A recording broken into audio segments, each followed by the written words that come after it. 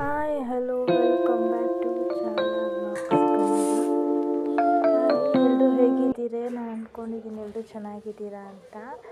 ನಾನು ಹೇಗೆ ನನ್ನ ಡೈಲಿ ಲೈಫ್ ಅಂದರೆ ಮನೇಲಿ ಹೇಗೆ ನಾನು ಇರ್ತೀನಿ ಅನ್ನೋದನ್ನ ನಾನು ನಿಮಗೆ ತೋರಿಸ್ಕೊಡ್ತಿದ್ದೀನಿ. ಮೊದಲಿಗೆ ನಾನೆಲ್ಲ ಬೆಳಗ್ಗೆನೇ ಎದ್ದು ನಾಷ್ಟ ಎಲ್ಲ ಮಾಡ್ತೀನಿ. ನಾಷ್ಟ ಎಲ್ಲ ಮುಗಿಸ್ಕೊಂಡು ಹಾಗೆ ನಾನು ಕ್ಲೀನಿಂಗ್ ಪ್ರೊಸೆಸ್ ಸ್ಟಾರ್ಟ್ ಮಾಡ್ಕೊತೀನಿ. ಕ್ಲೀನಿಂಗ್ ಅಂದರೆ ಹಾಲು, ನನ್ನ ಲಿವಿಂಗ್ ಏರಿಯಾ ಏನಿರುತ್ತೋ ಅದನ್ನು ನಾನು ಕ್ಲೀನ್ ಮಾಡ್ತಿರ್ತೀನಿ. ಮತ್ತು ಬೆಡ್ಡು, ನಮ್ಮ ತಮ್ಮ, ನಮ್ಮಮ್ಮ ಹಾಗೆ ನಮ್ಮಮ್ಮ ಮತ್ತು ನಮ್ಮ ಅಪ್ಪ ಇಬ್ಬರು ಆಫೀಸ್ಗೆ ಹೋದ್ಮೇಲೆ ನನ್ನ ತಮ್ಮ ಕಾಲೇಜ್ಗೆ ಹೋಗ್ತಾನೆ. ಸೊ ನಾನು ಮನೇಲಿ ಇರ್ತೀನಲ್ವ, ಎಲ್ಲನೂ ನಾನೇ ಕ್ಲೀನ್ ಮಾಡ್ಕೊತೀನಿ.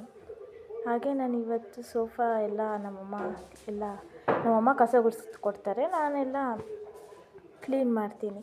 ನನ್ನ ವರ್ಕ್ ಏನಂತಂದರೆ ಬೆಳಿಗ್ಗೆ ಎದ್ದು ನಾಷ್ಟ ಮಾಡೋದು, ನನ್ನ ಕಿಚನ್ ಡ್ಯೂಟಿ ಎಲ್ಲ ಆಲ್ಮೋಸ್ಟ್ ಅಲ್ಲೆಲ್ಲ ನನ್ನದೇ ಇದೆ.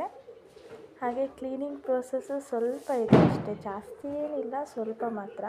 ಅದೇ ಈ ಥರ ಸಣ್ಣ ಪುಟ್ಟ ಕ್ಲೀನಿಂಗ್ ಪ್ರೋಸೆಸ್ ಮಾತ್ರ ನಾನು ತೊಗೊಳೋದು. ಜಾಸ್ತಿ ನಾನು ಯಾವುದು ಅಷ್ಟೊಂದು ತೊಗೊಳೋದಿಲ್ಲ. ಅಂದರೆ ನನಗೆ ರಿಸ್ಕ್ ಅನಿಸೋದನ್ನ ನಾನು ಅಷ್ಟೊಂದೇನು ಮಾಡೋಕ್ಕೆ ಹೋಗಲ್ಲ. ನನಗೆ ಯಾವ್ದು ಇಷ್ಟ ಆಗುತ್ತೆ ಮತ್ತು ಹೇಗೆ ನನ್ನ ಕಂಫರ್ಟ್ ಅನಿಸುತ್ತೋ ಅದನ್ನು ಮಾತ್ರ ನಾನು ಮಾಡೋಕ್ಕೆ ಅಂದರೆ ರೆಡಿಯಾಗಿರ್ತೀನಿ. ನನ್ನ ಕಂಫರ್ಟ್ ಅಂದರೆ ಇವಾಗ ಇದನ್ನು ನಾನು ಮಾಡ್ಬೋದು ಅಲ್ವಾ ಅಂತ ನಾನು ಅಂದ್ಕೊತೀನಲ್ವ, ಈಸಿ ಕೆಲಸ ಆದರೆ ಮಾತ್ರ ನಾನು ಸರಿ ಆಯ್ತು ನಾನು ಮಾಡ್ತೀನಿ ಅಂತ ಇರ್ತೀನಿ. ಮುಂಚೆ ಅದಾಗಿದ್ದರೆ ನಮ್ಮ ಅಕ್ಕ ಇರೋರು. ಸೊ ನಂದೇನಿದ್ರು ಬರೀ ಕಸ ಗುಡಿಸಿ ಮನೆ ಒರೆಸೋದಷ್ಟೇ ಇತ್ತು. ನಮ್ಮ ಅಕ್ಕ ಕಿಚನ್ ಡಿಪಾರ್ಟ್ಮೆಂಟಲ್ಲೇ ಇದ್ದರು. ಇವಾಗ ನಮ್ಮ ಅಕ್ಕಗೆ ಮದುವೆ ಆಗಿದೆಯಲ್ಲ, ಸೊ ಎಲ್ಲನೂ ನಾನೇ ಇದು ಮಾಡಬೇಕಾಗುತ್ತೆ. ನಮ್ಮಮ್ಮ ಆಫೀಸ್ಗೆ ಹೋಗ್ತಾರಲ್ವ, ಅದಕ್ಕೆ ಸರಿ ಆಯಿತು ಅಂತಂದ್ಬಿಟ್ಟು ಎಲ್ಲ ಕೆಲಸ ಅಂದರೆ ಒಂದು ತಕ್ಕ ಮಟ್ಟಿಗೆ ನಾನು ಮಾಡ್ತೀನಿ ಅಷ್ಟೇ. ಹಾಗೆ ಎಲ್ಲರೂ ತುಂಬ ಚೆನ್ನಾಗಿ ಕೇಳ್ತಿದ್ದೀರಿ ಲಾಂಗ್ ವಿಡಿಯೋ ಅಪ್ಲೋಡ್ ಮಾಡಿ ಅಂತ. ಅದಕ್ಕೆ ಸರಿ ಮಾಡೋಣ ಅಂತ ಲಾಂಗ್ ವಿಡಿಯೋನೂ ಮಾಡ್ತಿದ್ದೀನಿ. ನೋಡೋಣ ಇದು ಹೇಗೆ ಅಂದರೆ ಕಮೆಂಟ್ ಬರುತ್ತೆ ಅನ್ನೋದನ್ನ ನಾನು ನೋಡಬೇಕಿತ್ತು. ಅದಕ್ಕೆ ಚಿಕ್ಕದಾಗಿ ಒಂದು ಲಾಂಗ್ ವಿಡಿಯೋ ಅಪ್ಲೋಡ್ ಮಾಡ್ತಿದ್ದೀನಿ. ಇವತ್ತು ನಾನು ಮನೇಲಿ ಆಲ್ರೆಡಿ ನಾನು ಇದಕ್ಕೆ ಬೇಳೆ ಸಾರು ಅಪ್ಲೋಡ್ ಮಾಡಿರೋದ್ರಿಂದ ನಾನು ಇಲ್ಲಿ ಇದಕ್ಕೆ ಬೇಳೆ ಸಾರು ಮಾಡೋದನ್ನ ನಾನು ಇಲ್ಲಿ ಹೇಳ್ಕೊಡ್ತಿಲ್ಲ. ಸೋಸೆಕಾಯಿ ಪಲ್ಯ ಹೇಗೆ ಮಾಡೋದು ಅಂತ ನಾನು ಈ ವಿಡಿಯೋದಲ್ಲಿ ತೋರಿಸ್ತಿದ್ದೀನಿ. ಯಾರು ಸ್ಕಿಪ್ ಮಾಡದೆ ವಿಡಿಯೋನ ನೋಡಿ. ಇಷ್ಟ ಆದರೆ ಒಂದು ಲೈಕ್ ಮತ್ತು ಸಬ್ಸ್ಕ್ರೈಬ್ ಹಾಗೆ ಶೇರ್ ಮಾಡೋದು ಮಾತ್ರ ಮರಿಬೇಡಿ. ಪ್ರತಿದಿನ ನಮ್ಮಮ್ಮ ಎಲ್ಲ ಕ್ಲೀನ್ ಮಾಡಿಬಿಟ್ಟು ಹೋಗಿಟ್ಟಿರ್ತಾರೆ. ಬಟ್ ಯಾವುದಾದ್ರೂ ಕ್ಲೀನಿಂಗ್ ಪೆಂಡಿಂಗ್ ಇದ್ದರೆ ಮಾತ್ರ ನಾನು ಮಾಡ್ತೀನಿ, ಹೆಚ್ಚಾಗಿ ಮಾಡೋಕ್ಕೆ ಹೋಗಲ್ಲ. ಇದೊಂದು ಕ್ಲೀನಿಂಗ್ ಪೆಂಡಿಂಗ್ ಇಷ್ಟು. ಸೊ ಅದಕ್ಕೆ ಮಾಡ್ತಿದ್ದೆ. ಆಲ್ಮೋಸ್ಟ್ ಬೆಳಿಗ್ಗೆ ಒಂದು 10 o'clock ಅಷ್ಟರೊಳಗಡೆ ಎಲ್ಲ ಕೆಲಸ ಮುಗಿಯುತ್ತೆ. ಬಟ್ ನಂದೊಂದು ಕ್ಲೀನಿಂಗ್ ಪ್ರೊಸೆಸ್ ಕಿಚನಲ್ಲಿ ಪಾತ್ರೆ ಉಜ್ಜೋದು, ಅದು ಬಿಟ್ಟು ಇನ್ನೆಲ್ಲ ಮುಗ್ದಿರುತ್ತೆ. ಒಂದೊಂದ್ಸತಿ ಬೇಗನೆ ಆಗಿರುತ್ತೆ, ಆದರೆ ಒಂದೊಂದ್ಸತಿ ನನ್ನ ಮೂಡ್ ಹೇಗಿರುತ್ತೆ ಏನೋ ನನಗೆ ಗೊತ್ತಿಲ್ಲ, ಅದ್ರ ಮೇಲೆ ಡಿಪೆಂಡ್ ಆಗುತ್ತೆ.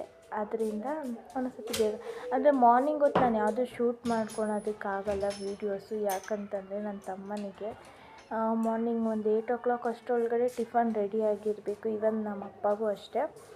ಒಂದು 8:30 ಅಷ್ಟರೊಳಗಡೆ ನಮ್ಮ ಅಪ್ಪನೂ ಮನೆ ಬಿಡ್ತಾರಲ್ವ, ಅಷ್ಟೊತ್ತಿಗೆ ನಾನು ಅನ್ನ ಮತ್ತು ಸಾರು ಏನಾದರೂ ಐಟಮ್ಸ್ ಏನಾದರೂ ಮಾಡಿರಬೇಕು. ಹಾಗೆ ಲೈಕ್ ಈ ಪುಳಿಯೋಗರೆ, ಚಿತ್ರಾನ್ನ, ಪಲಾವ್ ಆ ಥರ ಏನಾದರೂ ರೈಸ್ ಐಟಮ್ಸ್ ಕಂಪಲ್ಸರಿ ಇರಲೇಬೇಕು ನಮ್ಮ ಮನೇಲಿ.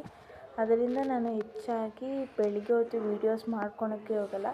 ನನಗೆ ಯಾವಾಗ ಫ್ರೀ ಇರುತ್ತೋ ಅಂದರೆ ಅದ್ರ ಮೇಲೆ ನಾನು ಇದು ಮಾಡ್ತೀನಿ. ಇವಾಗಿಂದ ನನಗೇನು ಅನ್ನಿಸ್ತಿದೆ ಅಂತಂದರೆ ಡೈಲಿ ವ್ಲಾಗ್ಸ್ ಅಪ್ಲೋಡ್ ಮಾಡೋಣ, ಹೇಗಿದ್ದರೂ ಮನೇಲಿ ಇರ್ತೀನಲ್ವ, ಇದನ್ನು ಮಾಡೋಣ ಅಂತ ನನಗೆ ಒಂಥರ ಏನೋ ಅನ್ನಿಸ್ತಿದೆ. ಸೊ ನೋಡೋಣ, ಮಾಡ್ತೀನಿ. ನಾನಿಲ್ಲಿ ಸೋಸೆಕಾಯಿನ ತೊಗೊಂಡಿದ್ದೀನಿ, 3 ಸೋಸೆಕಾಯಿನ ತೊಗೊಂಡಿದ್ದೀನಿ. ನಿಮ್ಗೆ ಎಷ್ಟು ಬೇಕೋ ಅಷ್ಟು ತೊಗೊಳ್ಳಿ. ಎಳೆದು ತೊಗೊಳ್ಳಿ, ಯಾರು ಬಲ್ತಿರೋದಂತೂ ತೊಗೊಳಕ್ಕೆ ಹೋಗ್ಬೇಡಿ, ಬೇಕಾದರೆ ಅದು ಚೆನ್ನಾಗಿರಲ್ಲ.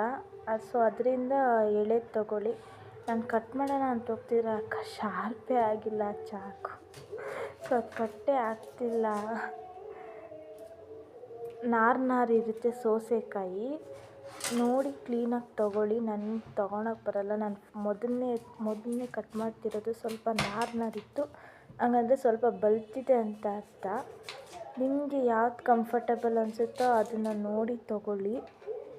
ನನಗೆ ಅಷ್ಟೊಂದು ತರಕಾರಿ ಬಗ್ಗೆ ಗೊತ್ತು, ಬಟ್ ಇದ್ಯಾವ್ದು ಬಲ್ತಿರೋದು ಯಾವುದು ಎಳೆದು ಯಾವುದು ಅಂತ ಅನ್ನೋದು ನನಗೆ ಗೊತ್ತಿಲ್ಲ.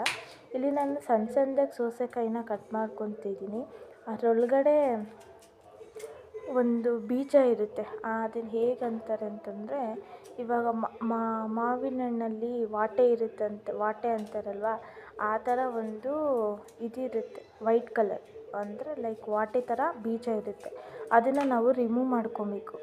ನೋಡ್ಕೊಂಡು ರಿಮೂವ್ ಮಾಡಿರಿ. ನಾನು ಬಲ್ತಿರೋ ಸೌತೆಕಾಯಿ ತೊಗೊಂಡ್ಬಿಟ್ಟಿದ್ದೀನಿ ಫಸ್ಟ್, ಅದು ನನಗೆ ಗೊತ್ತಾಗ್ತಿಲ್ಲ. ಹಿಂದೆ ಸಿಪ್ಪೆ ಸ್ವಲ್ಪ ನೀವು ಸ್ಲೈಸ್ ಮಾಡಬೇಕು. ಅದನ್ನು ನಾನು ನೆಕ್ಸ್ಟ್ ವೀಡಿಯೋದಲ್ಲಿ ತೋರಿಸ್ತಿದ್ದೀನಿ ನೋಡಿ. ನನಗೆ ಅದ್ರಲ್ಲಿ ಕಟ್ಟೆ ಆಗ್ತಾಯಿಲ್ಲ, ಅದು ಹಿಂದೆ ಒಂದು ನಾರು ಇರೋ ಥರ ನಾನು ಅದನ್ನು ತೆಗ್ದೇ ಇಲ್ಲ, ಸೊ ಕಟ್ಟೆ ಆಗ್ತಾಯಿಲ್ಲ ನೋಡಿ. ಇದರಲ್ಲಿ ನಾನು ತೋರಿಸ್ತಿದ್ದೀನಿ, ಅದು ವೈಟ್ ಅದು ಗ್ರೀನ್ ಕಲರ್ ಲೇಯರ್, ಅಪ್ಪರ್ ಲೇಯರ್ನ ಮಾತ್ರ ನಾವು ತೆಗಿತಿದ್ದೀನಿ ನಾನು. ಅದನ್ನು ತೆಗಿದಿರ ಹಂಗೆ ಹಾಕ್ಬೇಡಿ, ಒಂದು ಸತಿ ತೆಗೆದು ನೋಡಿ ಇವಾಗ ಎಷ್ಟು ಚೆನ್ನಾಗಿ ಕಟ್ ಆಗ್ತಿದೆ ಅಂತ. ಈ ಥರ ಏನಾದರೂ ಪಲ್ಯ ಏನಾದರೂ ಮಾಡಿಕೊಂಡ್ರೆ ದಿನನಿತ್ಯ ಚೆನ್ನಾಗಿರುತ್ತೆ. ಎಷ್ಟೊಂದು ಜನಕ್ಕೆ ಇದರಲ್ಲೂ ಪಲ್ಯ ಮಾಡ್ತಾರೆ ಅಂತ ತುಂಬ ಜನಕ್ಕೆ ಗೊತ್ತಿರೋದಿಲ್ಲ. ಸೊ ಅದರಿಂದ ನಾನು ಪಲ್ಯ ಮಾಡೋದನ್ನ ಹೇಳ್ಕೊಡ್ತಿದ್ದೀನಿ. ಒಂದು ಸತಿ ಟ್ರೈ ಮಾಡಿ. ನನ್ನ ರೆಸಿಪಿನೂ ಅಂದರೆ ಇದು ನಮ್ಮ ಅಜ್ಜಿಯವರು, ನಮ್ಮಮ್ಮ ಅವ್ರು ಹೇಳ್ಕೊಟ್ಟಿರೋ ರೆಸಿಪಿ ನಾನು ಮಾಡ್ತಿರೋದು. ಯಾರಿಗಾದ್ರೂ ರೆಸಿಪಿ ಬೇಕು ಅಂತಂದರೆ ಅಥವಾ ಕಮೆಂಟ್ ಹಾಕಿ ಆ ರೆಸಿಪಿ ನಿಮಗೆ ಅಂದರೆ ಬೇಕು, ಈ ಥರ ನೀವು ಹೇಗೆ ಮಾಡ್ತೀರ ಅಂತ ಒಂದು ಕಮೆಂಟ್ ಹಾಕಿ ಪ್ಲೀಸ್.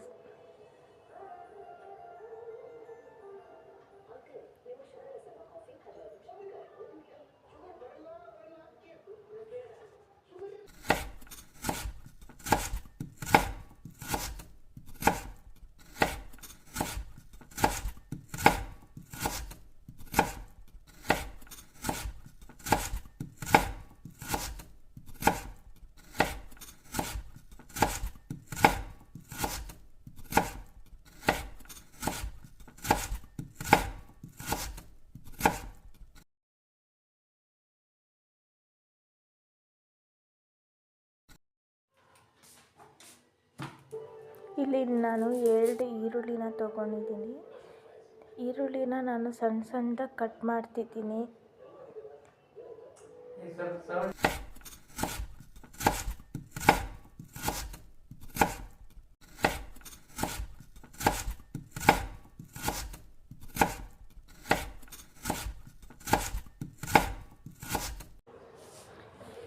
ಇಲ್ಲಿ ನಾನೊಂದು ಫ್ರೈಯಿಂಗ್ ಪ್ಯಾನ್, ಕಡಾಯಿ ಅದನ್ನು ತೊಗೊಂಡಿದ್ದೀನಿ.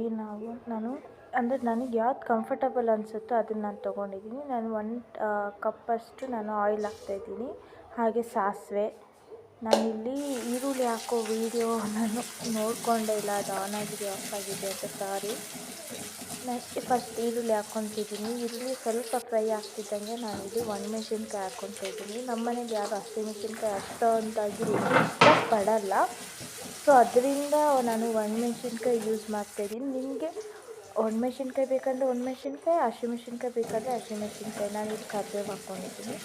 ಈರುಳ್ಳಿ ಬ್ರೌನ್ ಕಲರಾಗಿ ಬರಬೇಕು, ಸ್ವಲ್ಪ ಬ್ರೌನಾಗಿ, ಅಂದರೆ ಸ್ವಲ್ಪ ಈರುಳ್ಳಿ ಬೆಂದಿರೋ ಥರ ನಮಗೆ ಅನಿಸಿದ್ರೆ ಒಂಥರ ಚೆನ್ನಾಗಿರುತ್ತೆ. ಸೊ ಅದರಿಂದ ನಾನು ಈರುಳ್ಳಿ ಬ್ರೌನ್ ಕಲರ್ ಆದಮೇಲೆ ನಾನಿಲ್ಲಿ ಈ ಸೌತೆಕಾಯಿ ಕಟ್ ಮಾಡ್ಕೊಂಡಿರ್ತೀನೋ ಅದನ್ನು ನಾನಿಲ್ಲಿ ಹಾಕಿ ಸ್ವಲ್ಪ ಅದು ಬೇಗ ಸಾಫ್ಟ್ ಆಗಲಿ ಅಂತ ಅಂದ್ಬಿಟ್ಟು ಉಪ್ಪು, ಅಂದರೆ ನಾನು ಒಂದೇ ಸತಿ ಎಲ್ಲದಕ್ಕೂ ಉಪ್ಪು ಹಾಕ್ಬಿಡ್ತೀನಿ. ನೀವು ಹೇಗೆ ಹಾಕ್ತೀರೋ ನನಗೆ ಗೊತ್ತಿಲ್ಲ.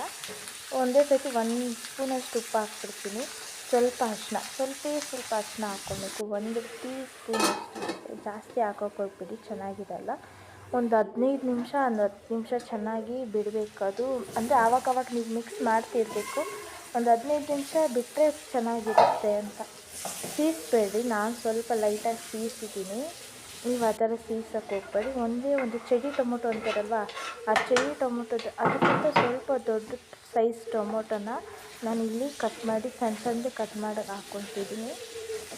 ಅಂದರೆ ಸ್ವಲ್ಪ ಟೊಮೊಟೊ ಹಾಕಿದ್ರೆ ಸ್ವಲ್ಪ ಚೆನ್ನಾಗಿರುತ್ತೆ ಅಂತ ನಾನು ಇದನ್ನೊಂದು ಸತಿ ಟ್ರೈ ಮಾಡಿ ಇನ್ನು ವೀಡಿಯೋ ಮಾಡ್ತಿರೋದು. ಒಂದು ಸತಿ ಟ್ರೈ ಮಾಡಿ ತಿಂದು ಚೆನ್ನಾಗಿರೋದಕ್ಕೆ ನಾನು ಇನ್ನೊಂದು ಸತಿ ವೀಡಿಯೋ ಮಾಡ್ತಿರೋದು. ನೀವು ಒಂದು ಸತಿ ಟ್ರೈ ಮಾಡಿ ನೋಡಿ. ಮುದ್ದೆಗಾಗಲಿ, ಬಿಸಿ ಅನ್ನಕ್ಕೆ ಹಾಕ್ಕೊಂಡು ತಿಂದ್ರೂ ತುಂಬಾ ಚೆನ್ನಾಗಿರುತ್ತೆ ಇದು.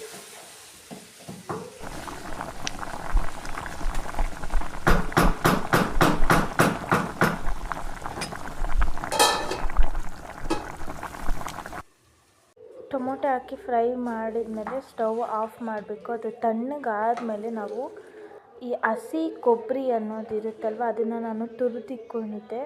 ಸೊ ಅದನ್ನು ನಾನು ಒಂದು ತೆಂಗಿನಕಾಯಿ ಫುಲ್ಲು, ಒಂದು ಚಿಕ್ಕ ತೆಂಗಿನಕಾಯಿ ಫುಲ್ಲಷ್ಟು ಹಸಿ ಕೊಬ್ಬರಿನ ನಾನು ತುರಿದು ಹಾಕ್ಕೊತಿದ್ದೀನಿ. ತಣ್ಣಗಾದಮೇಲೆ ಮಾತ್ರ ನಾವು ಇದನ್ನು ಹಾಕ್ಕೊಬೇಕು. ಬಿಸಿ ಇದ್ದಾಗೇ ಕೊಬ್ಬರಿ ಹಾಕ್ಕೊಂಡ್ರೆ ಚೆನ್ನಾಗಿರಲ್ಲ. ಸೊ ಅದರಿಂದ ಪಲ್ಯ ಎಲ್ಲ ಆರಿದ ಮೇಲೇ ಕೊಬ್ಬರಿ ಹಾಕ್ಕೊಬೇಕು. ನಾನು ಇವಾಗ ಸರ್ವಿಂಗ್ ಬಾಟಲಲ್ಲಿ ಸರ್ವ್ ಮಾಡ್ತಾಯಿದ್ದೀನಿ, ನೋಡ್ತಿದ್ದೀರಾ. ಈ ಪಲ್ಯನ ಬಿಸಿ ಅನ್ನಕ್ಕೆ, ಬಿಸಿ ಅನ್ನ, ಚಪಾತಿ, ಪೂರಿ, ಪರೋಟ ಯಾವುದಕ್ಕಾದ್ರೂ ತೊಗೊಳ್ಳಿ, ತುಂಬಾ ಚೆನ್ನಾಗಿರುತ್ತೆ. ಒಂದು ಸತಿ ಟ್ರೈ ಮಾಡಿ ನೋಡಿ, ನೀವೂ ಇಷ್ಟಪಡ್ತೀರಾ ಅಂತ ಅಂದ್ಕೊಂಡಿದ್ದೀನಿ. ಯಾರೆಲ್ಲ ನನ್ನ ಚಾನಲ್ಗೆ ಸಬ್ಸ್ಕ್ರೈಬ್ ಮಾಡ್ಕೊಂಡಿರೋ ಪ್ಲೀಸ್ ಸಬ್ಸ್ಕ್ರೈಬ್ ಮಾಡ್ಕೊಂಡು ನೋಡಿ. And thank you for watching.